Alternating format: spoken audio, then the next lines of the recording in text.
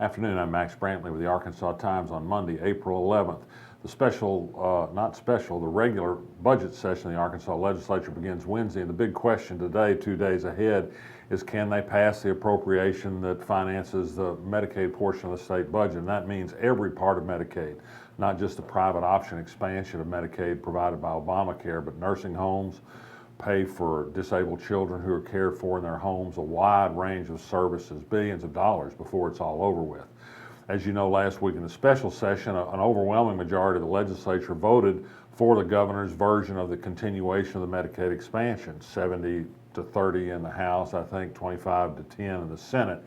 But it takes a 75% vote to pass the appropriation. The House is on edge, I think, but the question today is whether they can get the votes necessary in the Senate. And I think the answer to that question is it's unclear still. There's some people that are holding pretty firm, particularly Bart Hester, who really seems to have a thing about poor people.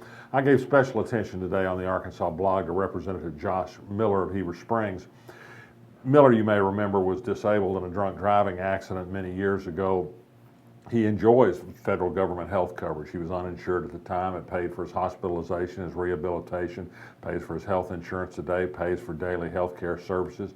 He's managed to make it back into business as a rental real estate guy where he rents to people who get federal rent subsidies, but he doesn't want to extend Medicaid to the working poor of Arkansas as the private option is done.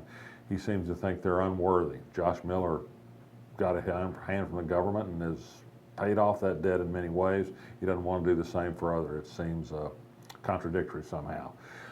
In other matters today, they announced the formation of an Arkansas affiliate of a group pushing for trade and the end of travel bans with Cuba. Particularly, this is backed by the rice industry, which could sell a lot of rice in Cuba.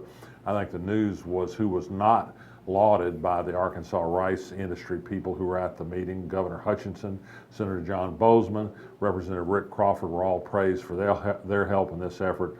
Notably missing were the rest of the Arkansas congressional delegation, particularly Senator Tom Cotton, who's made it very clear he doesn't want to do business with Cuba as long as it's led by the Castros. Something else to read on the Arkansas blog today is a discussion that we linked to in the New York Times about a situation colleges around the country are facing, but which is also happening in Arkansas, and that's the rise in out-of-state student participation. In Arkansas, they're drawn by cut-rate tuitions. We had more out-of-state students enrolled as freshmen at the University of Arkansas this year than in-state students. That is a cause of some concern. In some states, it's caused legislation to do something about it. In California particularly, they're now going to change the law and make sure that more California students get to go to the University of California. Universities have done this to cope with declining state support budget-wise. They need the students to keep the money coming. So it's a tough issue, not a lot of easy answers, but it's something interesting to take a look at.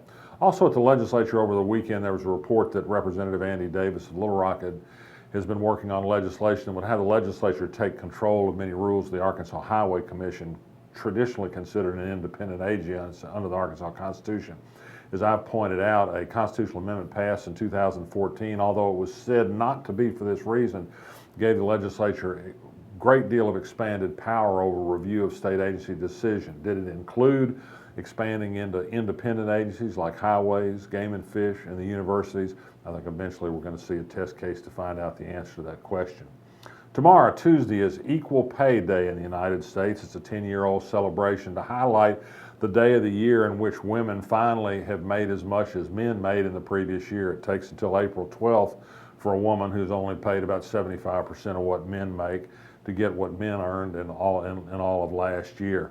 There's a group in Arkansas that is going to observe this day as well, and here's the deal, 75% pricing for participating merchants for women only, not for men. Men get to pay the full rate. One of them's Loblolly Creamery, so check it out. It's pretty good ice cream, and if you're a woman, it'll be 25% off.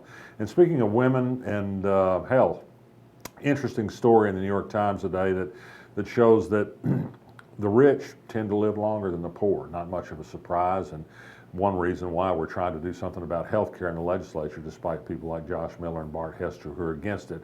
But even though women make less than men in salaries, they live longer still, even longer than the rich men. So there is that the women have to comfort themselves, if not having husbands with them to the end of the line. That might be a good thing, maybe. What do you think? I'm Max Brantley. I'll be back tomorrow. You feel it in your heart. The spirit of Little Rock. We've had that spirit since 1927, helping build our city by producing decades of leaders in the heart of our state. We are the heart of business and innovation, the heart of politics and government, the heart of arts and culture, and in our city beats the heart of a Trojan. UALR, we are Little Rock's team.